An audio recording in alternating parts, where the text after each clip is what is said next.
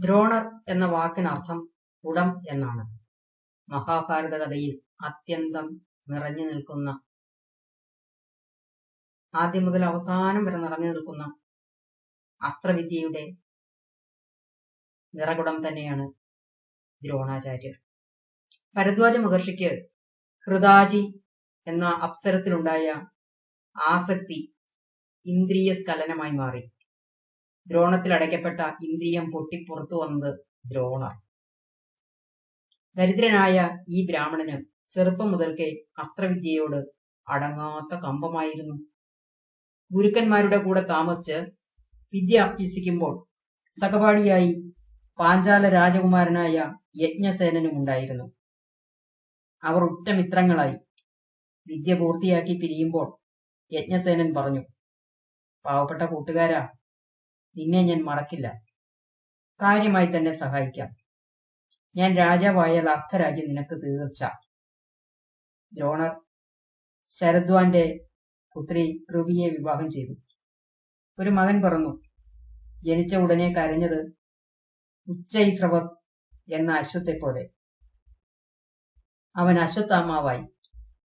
എല്ലാം ദാനം ചെയ്ത പരശുരാമനെ വൈകിച്ചെന്ന് കണ്ട ദ്രോണർക്ക് കിട്ടിയത് ആർക്കും വേണ്ടാത്ത ധനുർവേദം. ദ്രോണർ അത് വലിയ നിധിയായി ഏറ്റുവാങ്ങി. ദരിദ്രനായ ദ്രോണർക്ക് തന്റെ കുഞ്ഞിന് ഒരൽപ്പം പാല് വാങ്ങിക്കൊടുക്കാൻ പോലും പണമില്ലാതായി. പണക്കാരനായ കൂട്ടുകാർ അശ്വത്ഥാമാവിനെ പാലെന്ന് പറഞ്ഞ് അരിമാവ് കലക്കി ആ വെള്ളം കുടിപ്പിച്ചു. എങ്ങനെയും കുറെ പണം നേടുക തന്നെ ദ്രോണർ ഉറച്ചു. തന്റെ സതീർത്ഥ്യനും ഇപ്പോൾ പാഞ്ചാല രാജാവുമായ യജ്ഞസേനനെ ചെന്ന് കാണാൻ ദ്രോണർ ഇറങ്ങിത്തിരിച്ചു. പാഞ്ചാല രാജ്യത്തെത്തി. കൊട്ടാരത്തിലേക്ക് ചെന്ന ദ്രോണരെ യജ്ഞസേനൻ ബഹുമാനിക്കുകയോ കണ്ടപാവം നടിക്കുകയോ ചെയ്തില്ല. ഏത് ദ്രോണൻ? എവിടത്തെ ദ്രോണൻ? എനിക്കാരെയും അറിയില്ല. വേഗം സ്ഥലം വിട്ടു. ആ, അധികാരം കൈവന്നാൽ അച്ഛനെയും മറക്കും. ഒടുവിൽ അപമാനിതനായി പുറത്തിറങ്ങവേ പിന്നിലെത്തിയ ഒരു ഭടൻ തന്നോട് പറയുകയാണ്, രാജാവ് സമന്മാരോട് മാത്രമേ സ്നേഹം പങ്കിടാറുള്ളൂ അത്രേ. ഇന്നല്ലെങ്കിൽ നാളെ ഞാൻ അവനെ എന്റെ കാൽ കീഴിൽ മുട്ടുകുത്തിച്ചില്ലെങ്കിൽ ഞാൻ ദ്രോണരല്ല. വിശപ്പും അപമാനവും സഹിച്ച് ആ ബ്രാഹ്മണൻ അലഞ്ഞു തിരിഞ്ഞു നടക്കവേ ഹസ്തിനപുരത്തിൽ എത്തിച്ചേർന്നു. ഒപ്പം മകനായ അശ്വത്ഥാമാവും ഉണ്ടായിരുന്നു. ഒരു തെരുവിലൂടെ അവർ നടന്നു. തെരുവിനടുത്തുള്ള മൈതാനത്തിൽ കുറെ പിള്ളേർ പന്ത് കളിക്കുന്നു. വിശപ്പ് മറന്ന് അച്ഛനും മകനും സമർത്ഥരായ ആ കുട്ടികളുടെ പന്തുകളി വീക്ഷിച്ചു നിന്നു. ഇത്തിരി തടിച്ച പയ്യന്റെ കാല് നീട്ടിയുള്ള ഒരു തട്ട് പന്ത് പറന്ന് അകലെയുള്ള കിണറ്റിൽ ബ്ലും എന്ന് പതിച്ചു. കുട്ടികൾ ആർപ്പുവിളിയോടെ കിണറ്റിനു ചുറ്റും ഓടിക്കൂടി. അകത്തു വെള്ളം നിറച്ചിരുന്ന പന്ത് കിണറ്റിനടിയിൽ താണുപോയിരുന്നു. ദ്രോണർ അങ്ങോട്ട് മെല്ലെ നടന്നു. അത് കണ്ട് കുട്ടികൾ കൂട്ടത്തോടെ വിളിച്ചു, അമ്മാവാ, വേഗം വന്നാട്ടെ, ഞങ്ങളുടെ പന്ത് കിണറ്റിൽ വീണ് താണുപോയി, ഒന്ന് എടുത്തു തരാമോ? ദ്രോണർ കിണറിനരികിലെത്തി.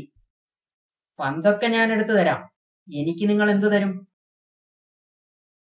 പന്ത് എടുത്തു തന്നാൽ ഞങ്ങൾ അപ്പൂപ്പനോട് പറഞ്ഞ് അമ്മാവന് എന്ത് വേണമെങ്കിലും വാങ്ങിത്തരാം. ഒന്ന് വേഗം എടുത്ത് തന്നാട്ടെ, കൂട്ടത്തിൽ മുതിർന്ന കുട്ടി പറഞ്ഞു. എനിക്കും ദേ ആ നിൽക്കുന്ന എന്റെ മകനും കൂടി ഒരു നേരം വിശപ്പടക്കാനുള്ള വക തന്നാൽ മതി. സമ്മതിച്ചു, കുട്ടികൾ പറഞ്ഞു. കിണറ്റിൽ പോയ പന്ത് കിണറ്റിൽ ഇറങ്ങാതെ എങ്ങനെ എടുക്കും? ആരാണിപ്പോൾ കിണറ്റിൽ ഇറങ്ങുക? വരൂ, നമുക്ക് നോക്കാം. താടിക്കാരൻ അവരെ കൂട്ടി അങ്ങോട്ട് നടന്നു. പോകുന്ന വഴിക്ക് വാളുപോലെ നീണ്ടു മൂർച്ചയുള്ള കുറെ പുൽക്കണങ്ങൾ കൂടി അദ്ദേഹം ഓടിച്ച് കയ്യിൽ വെച്ചു. ശരി, നമുക്ക് ശ്രമിക്കാം. ഒരു പുൽക്കണ വെള്ളത്തിൽ താണു കിടന്നിരുന്ന പന്തിന്റെ സ്ഥാനം തിട്ടപ്പെടുത്തി അദ്ദേഹം എയ്ത് തറപ്പിച്ചു. അതിന്റെ കടയ്ക്കൽ മറ്റൊന്ന് പിടിപ്പിച്ചു. അങ്ങനെ 4-5 ഒടുവിലൊരു നെടിയ കമ്പിൽ കുത്തിയെടുത്തതുപോലെ അതാ പന്ത് കരയ്ക്കെത്തി, പുല്ലുപോലെ. കുട്ടികൾ അത്ഭുത ആദരങ്ങളോടെ ആർത്ത് വിളിക്കവേ അദ്ദേഹം തന്റെ മോതിരം ഊരി കിണറ്റിലേക്ക് കയറി. പന്തെടുത്ത അതേ വിദ്യയാൽ മോതിരവും കരക്കെത്തി. കുട്ടികൾ ആർപ്പുവിളിയോടെ ആ ബ്രാഹ്മണനെ എടുത്തുയർത്തി കൊട്ടാരത്തിലെത്തി. ആ കറുത്തു മെലിഞ്ഞ ബ്രാഹ്മണൻ അസ്ത്രവിദ്യാ നിപുണനായ സാക്ഷാൽ ദ്രോണരാണെന്ന് ഭീഷ്മർക്ക് ബോധ്യപ്പെട്ടു. തന്നെ പൊക്കിയെടുത്തു കൂടെ വന്നവർ പാണ്ഡവ കൗരവ കുമാരന്മാരാണെന്ന് ദ്രോണരും അറിഞ്ഞു. ഭീഷ്മർ ദ്രോണരെ കൊട്ടാരത്തിലേക്ക് വിളിച്ചു വരുത്തി സൽക്കരിച്ചു. കുട്ടികൾക്ക് ആയുധവിദ്യ ഉപദേശിക്കണമെന്ന് അദ്ദേഹം അഭ്യർത്ഥിച്ചു. ദ്രോണർ അത് സസന്തോഷം സമ്മതിച്ചു. ഭീഷ്മർ അദ്ദേഹത്തിന് നല്ല ഭവനവും ധനധാന്യാദികളും നൽകി. അങ്ങനെ ദ്രോണാചാര്യരായി. ദ്രോണർ പാണ്ഡവർക്കും കൗരവർക്കും ഗുരുവായി തീർന്നു. തുടക്കത്തിലെ അദ്ദേഹം അവരോടൊരു വ്യവസ്ഥ വെച്ചു. ആയുധവിദ്യ പൂർത്തിയാക്കിയാൽ നിങ്ങൾ എന്റെ ഒരാഗ്രഹം നിറവേറ്റണം. അർജുനൻ അത് നിറവേറ്റാമെന്ന് ശപഥം ചെയ്തു. ദ്രോണരുടെ കീർത്തി നാടെങ്ങും പരന്നു. പലരും അറിഞ്ഞു കേട്ടുവന്ന് ആയുധവിദ്യ അഭ്യസിച്ചു. കൂട്ടത്തിൽ കർണനും. സ്വന്തം പുത്രനായ അശ്വത്ഥാമാവിന് ദ്രോണർ കൂടുതലായി പലതും പറഞ്ഞു കൊടുത്തു. അത് മനസ്സിലാക്കിയ അർജുനൻ ഗുരുവിന്റെ ഇംഗിതമറിഞ്ഞ് പെരുമാറി. അർജുനന് പ്രത്യേക പരിഗണന കിട്ടി. ധൃതരാഷ്ട്രർ മനസ്സില്ലാ മനസ്സോടെ യുധിഷ്ഠിരനെ യുവരാജാവാക്കി. പാണ്ഡവരുടെ കീർത്തി പെരുകി, കൗരവരുടെ അസൂയയും. പാണ്ഡവർ നശിക്കണം. ഒരിക്കൽ ദ്രോണർ പറഞ്ഞു, അർജുന, ഞാൻ നിന്റെ ശത്രുപക്ഷത്തായാലും നീ മടി കൂടാതെ എന്നോട് എതിർക്കുമെന്ന് പ്രതിജ്ഞ ചെയ്യണം. ആ പ്രതിജ്ഞയും എനിക്ക് നിന്റെ ഗുരുദക്ഷിണയാണ്. അർജുനൻ അത് സമ്മതിച്ചു. ഗുരു, അത് വേണ്ടി വന്നാലും ഞാൻ പതറില്ല. ഗുരു ശിഷ്യനെ അനുഗ്രഹിച്ചു. ദ്രോണർ മനസ്സുകൊണ്ട് എപ്പോഴും പാണ്ഡവപക്ഷത്തായിരുന്നു. ധർമ്മപുത്രരും ശകുനിയും തമ്മിലുള്ള ചൂതാട്ടം അരുതെന്ന് ദ്രോണർ വിലക്കി. അജ്ഞാതവാസം കഴിഞ്ഞെത്തിയ പാണ്ഡവർക്ക് അർദ്ധരാജ്യം നൽകണമെന്ന് ദ്രോണരും ദുര്യോധനോട് വാദിച്ചു. ദ്രോണർ പറഞ്ഞു, ഞാനും ഭീഷ്മരും അശ്വത്ഥാമാവുമൊക്കെ നിനക്കു വേണ്ടി യുദ്ധം ചെയ്യുമെങ്കിലും ദുര്യോധന, യുദ്ധം നിനക്കു നാശമേ വരുത്തൂ. ഭാരതയുദ്ധം ആരംഭിക്കാറായി. ധർമ്മപുത്രർ ദ്രോണരുടെ അടുത്തെത്തി. അങ്ങയുടെ അനുഗ്രഹം വേണം, സഹായവും. ദ്രോണർ പറഞ്ഞു, നിങ്ങൾ എന്റെ അനുഗ്രഹം തേടിയെത്തിയതിനാൽ ഞാൻ ധന്യനായി. അല്ലെങ്കിൽ ഞാൻ നിങ്ങളെ ശപിച്ചേനെ. പണത്തിന് മനുഷ്യൻ അടിമയാണ്. പണമില്ലാത്തതിന്റെ മാനക്കേട് അറിഞ്ഞവനാണ് ഞാൻ. അവർ എനിക്ക് വേണ്ടുവോളം ധനം തന്നു. അതിനാൽ ഞാൻ കൗരവപക്ഷത്ത് തന്നെ. ധർമ്മമുള്ളിടത്തേ കൃഷ്ണൻ നിൽക്കൂ. കൃഷ്ണൻ നിൽക്കുന്നിടത്ത് വിജയവും. യുദ്ധത്തിൽ അരോചകമായത് കേൾക്കാൻ ഇടവരുമ്പോൾ ഞാൻ ആയുധം വയ്ക്കും. നിങ്ങൾക്ക് സർവമംഗളങ്ങളും ഭവിക്കട്ടെ.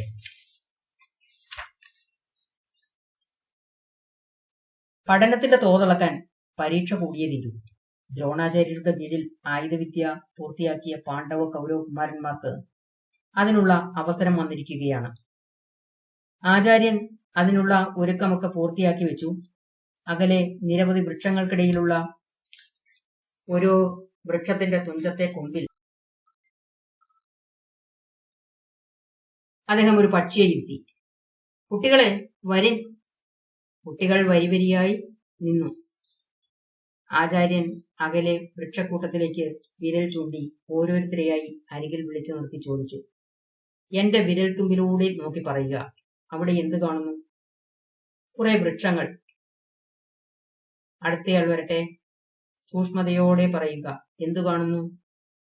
മാവും മരുതും ഒരു പുളിമരവും കാണുന്നു. അടുത്തത് യുധിഷ്ഠിരന്റെ കൂടമായിരുന്നു.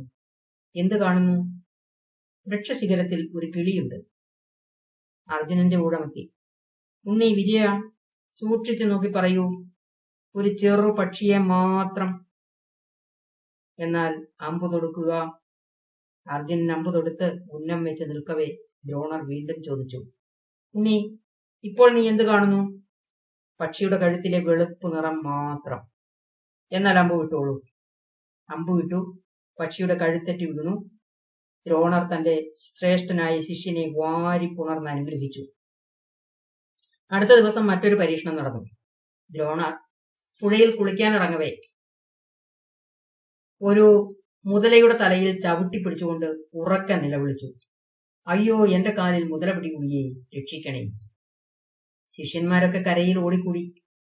കയറെടുക്ക്, തടിയെട് എന്ന് പരസ്പരം പറഞ്ഞു നിൽക്കെ അർജുനൻ പുഴയിലെ ആഴത്തിലേക്ക് ലക്ഷ്യം വെച്ച് ഒരമ്പ് കൊടുത്തു.